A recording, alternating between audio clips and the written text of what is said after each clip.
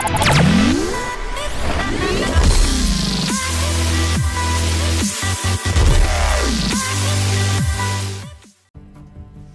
guys, MoneyMan300 back for some more Forza 6 videos here, and this time we're going to be talking about the Thrustmaster TX racing wheel that you see here. I did a video similar to this for Project Cars, review and settings, and I want to do the same thing here for Forza 6, talk about how well I think the wheel works with Forza 6, and talk about the settings that I think are optimal, or at least optimal for me, and give you guys something to think about if you're going to use the wheel, or if you're looking to get a wheel, if this is going to be the right one for you to use. So first off, let's start with, there's some important information about the wheel itself. Number one, when you get the wheel, make sure that you plug it in. It's got a USB connector into your PC. Go to the Thrustmaster website. There's a support or a downloads page. Download and install the latest firmware. I believe it's an executable package that you can run, and then it'll push the firmware down, but get the latest firmware.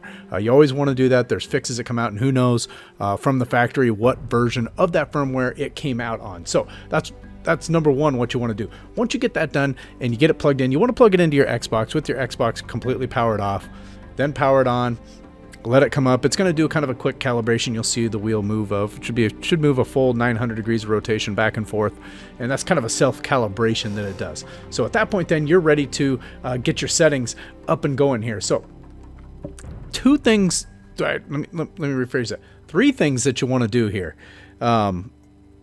One is the I'm looking at the mode button and things. I forgot what that yellow button does. Anyway, you want to set your degrees of rotation. So there's 4 different settings on the TX. There is 270, 540, 720, and 900. So it's all really by feel. I don't think there's any right or wrong answer to what you should be setting this at. I like to use 540. So I'm going to go through and show you, because I don't like to have to turn the wheel as much to get the car to turn. Some of you might like 720 or 900. It depends. So you'll have to play around with it a little bit to find what you like, but I like that. So the way you do that is, as you can see here, get that off of there.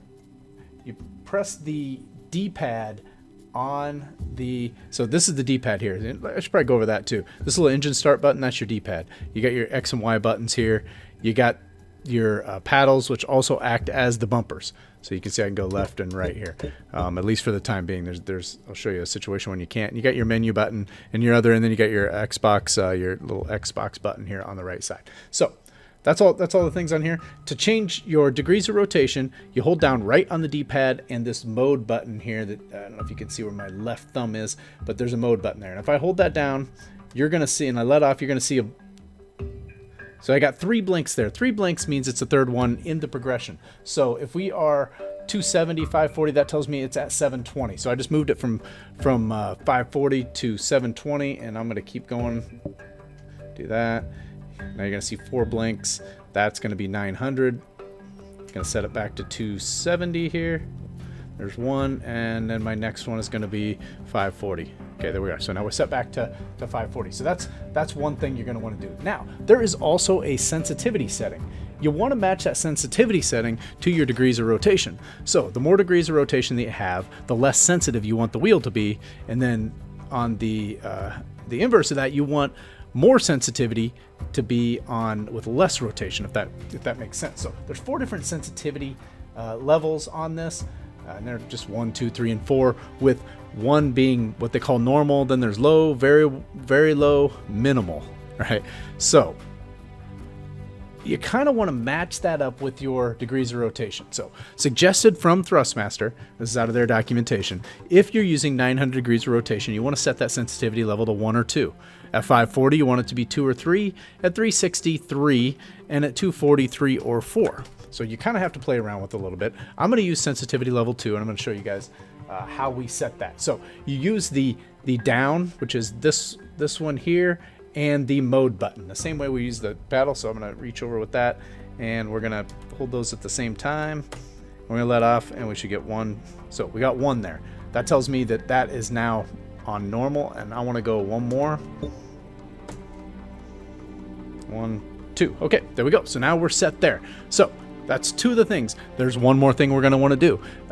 And this applies to if you're going to use manual with the clutch, and really with the wheel you should, because there is an option with the Thrustmaster TX that it auto pushes the clutch for you, which is very nice. So let me think for just 1 second how we set that.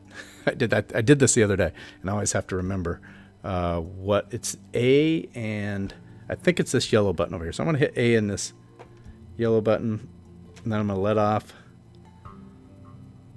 And that wasn't it. So maybe it's A in mode. Hang on. Personalize your car by choosing the so there you wheel go. style, So rear A in weight, mode. Now how you know that it's and other body on, parts to create your so own. hold down A and hit the mode button. Now you can see that mode button blinking. That's how I know auto clutch is on. You have to do this every time you start your Xbox or the wheel gets unplugged, or every time the wheel restarts. It will default back. So now I have auto clutch set. So now those are the 3 important things. Get your degrees of rotation set up, get your sensitivity set up, and turn on the auto clutch. Now, let me pack out of here, about started tuning there, and let's go over and take a look at the options. And oh, see, now here's the deal. So when you change that, it automatically is going to hit A when you do the shift up or shift down, so you can no longer use bumpers. You're just going to have to go through with the D-pad here. So that was a good example of what happens, because now it basically what it does, it automatically presses A when you shift, which A is the clutch, and that's by default in a wheel configuration. I'll show you that here. So you can see the default here. So the clutch is, oh, it got to layout 4. Let me switch that back there. I think I bumped it. Okay, this is the default layout. This is layout 1, where you have the clutch there, and you can see everything else is pretty much the standard look of things as the controller. So this is the equivalent of if you switch the handbrake and the clutch on the controller, it moves it to A. It's A by default in layout 1 on here. So there's that. I don't do anything in here. We go into advanced though. You're going to want to set your steering axis dead zone inside and outside. I think 0 and 100 are the best. Now, if that's just a little too sensitive, maybe you could put a little bit in there, 2, 3, 4, somewhere between 95 and 100 on the high end. And then same thing with your acceleration, which is your gas pedal, 0 and 100, and the brake. I like all those at 0 and 100, or at least very, very close to that. If it doesn't feel quite right, try to play around with that a little bit, but I think that that's the right way to go. And you're going to see down here, you want to make sure this is matched up here, right?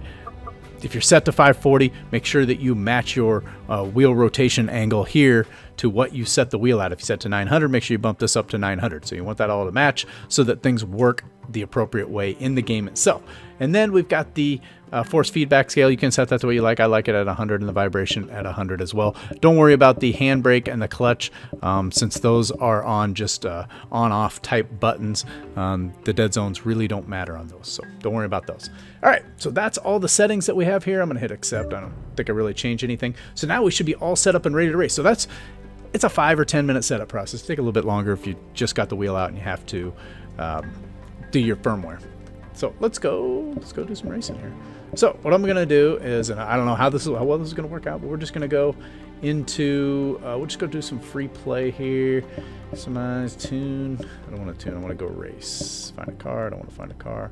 And let's just hop into free play. Use all. That's good. And what I'm gonna do is this track will work. This doesn't have a ton of turns. I don't want to get all crazy with it. And let's how many cars do we have in the deal here? So let's throw some drive tires in here. I don't want to get crazy. Let's put in there at 10. Let's bump them up a little. What's the highest here? Let's put them at just expert. That's good enough. Limit their aggression on off. Yeah, I want to limit their aggression. Collision mode, just leave that on default. Run on 5 laps. What I'll do is I'll just run a couple laps, and I'm going to talk about how I think this feels. I'm going to move the microphone just a little bit so I can get into some sort of driving position here. Okay, that looks good. We'll accept that. And I'm going to use this car. This is one that you saw a tune of. It's just a car I'm familiar with driving recently, so it gives me a good basis of comparison. So everything looks good here. Let's hit the start.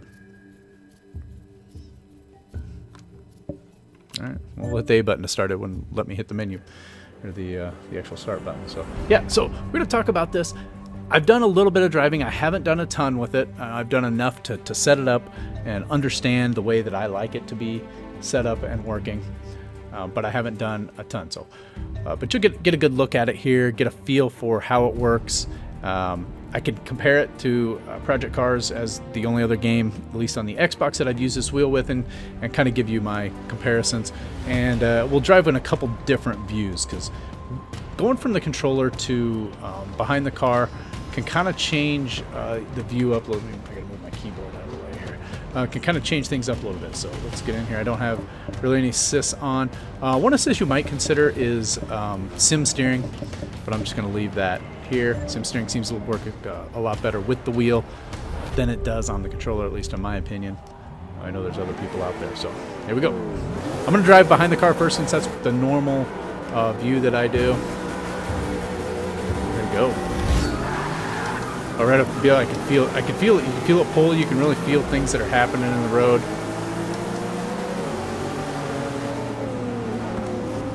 Ooh, a little sluggish on the turn there. I don't know if I like that sensitivity, to be honest with you.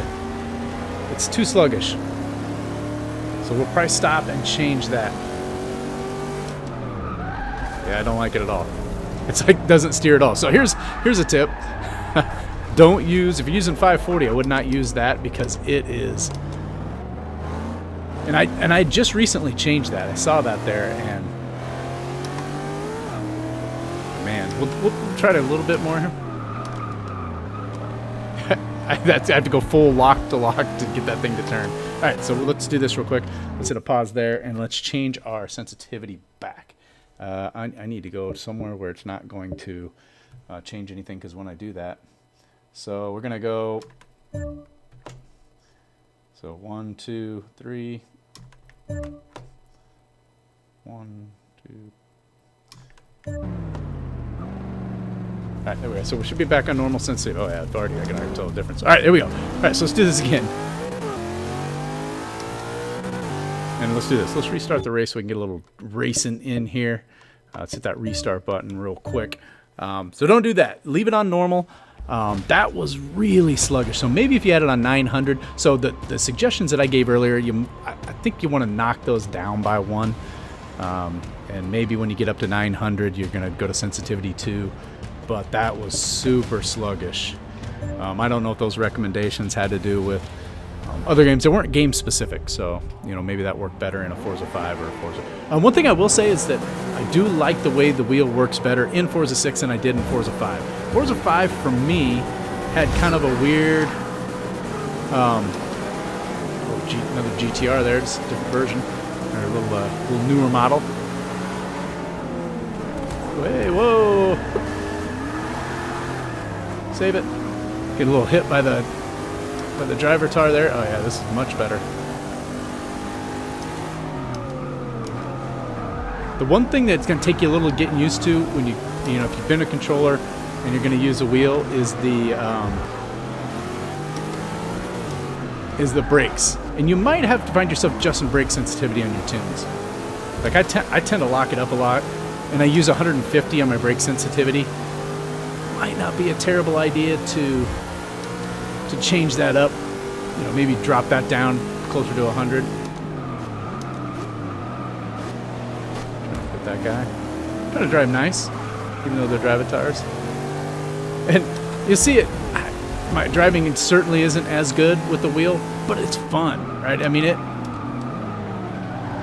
guys are so slow in here. I was going about as slow as I could there and hitting guys. You guys are slow right here too. I'm taking that outside line. I got to get back on before the grass though. Oh, look out! You're slow. So it's going to take some practice and some getting used to, and I'll probably drive a little bit more with it off and on. Technically, usually it ends up being a little bit of a workout because you can feel see, I locked them up, like right there. Just locking the brakes up. That's one thing that is by far the hardest to get used to. You'll still catch a little bit of oversteer coming out of a turn. And that's probably the biggest difference between this and Project Cars. And there's no calibration option, which is interesting. So there's no calibration, there's no fine-tuning of different cars and some of those things, which is okay. The force feedback feels fine. I mean, there's no doubt that I can feel what's going on anytime I turn, and I can feel the bumps and the rumble strips when I drive over them. There's good resistance in the wheel as I'm turning.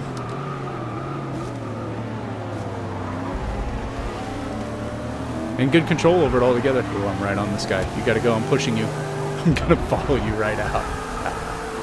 Oh, hang on. Drive out of it. I'm in trouble. Oh, no, no, no. I'm in reverse. Come on, auto clutch kick in. All right, so there's a little bit. Let's go inside the car. Because for me, as you can see, that was some pretty awful driving, and I can't promise this is going to be better or how much better this will be, but I am way better when using the wheel. And plus, this gives you a sense of, you know, how lined up things are with the wheel. Now, it might not show it on the camera because it may not be perfectly synced up.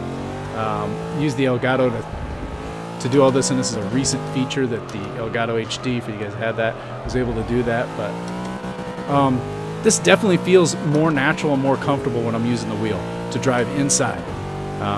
It's really hard for me to drive outside the car when I'm using a wheel, and I really have no problem with that when I'm using the controller. I don't know if it's just... It just feels more real, so it feels like that's what I should be doing out here. But I think you can see a noticeable difference here. I can feel a noticeable difference. I felt lost driving like that. So that's something to consider there. Overshot that turn by a lot. But overall, it feels good. It feels better. Like I said, you know, I tested a wheel out in Forza 5, and I didn't like it. I felt like every turn you came out of was understeering. So overall, I think it's great. I think it's a great experience. I think the wheel, this particular wheel, works very well with Forza 6 without a lot of. See, I blew that turn the last 2 times. I'm actually catching guys now.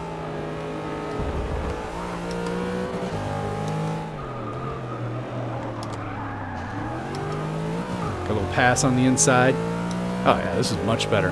I'm not kidding. This is night. It's night and day for me. So it might be different for you, but for me, I need to be able to drive inside the car, and it's very responsive. Again, I don't know if that shows on the video, you know, how synced up it is.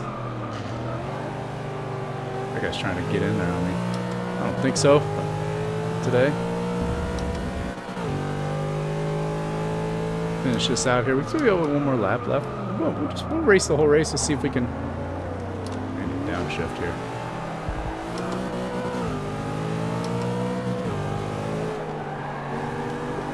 So we can get this guy on the outside. They go so slow through that part.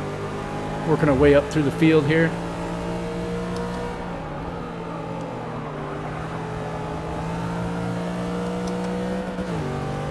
It's going to get dicey in this turn here. Let off just a little. Where were those guys going?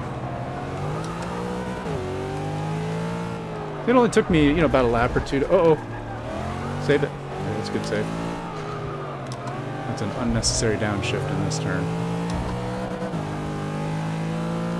Well, we're in our last lap here. We're in 7th place. But hey, it wasn't too bad. I mean, a lot of that was demonstration work, just to show you guys how absolutely terrible I am driving behind the car with the wheel. But when I get in here, this is much better. I believe I'm 4th gear in this turn this time. Oh, it's definitely faster coming out of there. Too fast, though. Carried out. We'll pass the track out point there. See, there's the brakes again. Just kind of random for me. I just don't have a good feel for the brake pressure. And it's going to take just a little bit of time to kind of tune that up a little bit. But yeah, overall, this wheel is a great option. You know, it's a little bit on the higher end, expensive-wise, just under $300. I don't know what that translates to euros. You guys have to do that calculation. Or you can just go look it up yourself on Amazon and those things. But anyway, definitely do those things with the exception of that sensitivity. Use 1 for your sensitivity if you're in 540. Matter of fact, I would leave it at 1 and just set your degrees of rotation. And then if it feels like it's too sensitive, then you can bump it down a little bit, go down to 2, like if you're using... The only time I can see that, you know, based on what I felt here is, you know, if you're doing 900 on your DOR. So anyways, trying to think if there's anything else, anything I might have left out that I wanted to talk about. I think that pretty much covers all the aspects of this wheel and how to configure it, how to set it up, the settings I'm using in there. Like I said, all those dead zones felt really good. The only thing I got to do is play around with the brake pressure a little bit and get used to the way that it brakes. So anyways, thanks for watching, and we'll catch you guys in the next one. Later.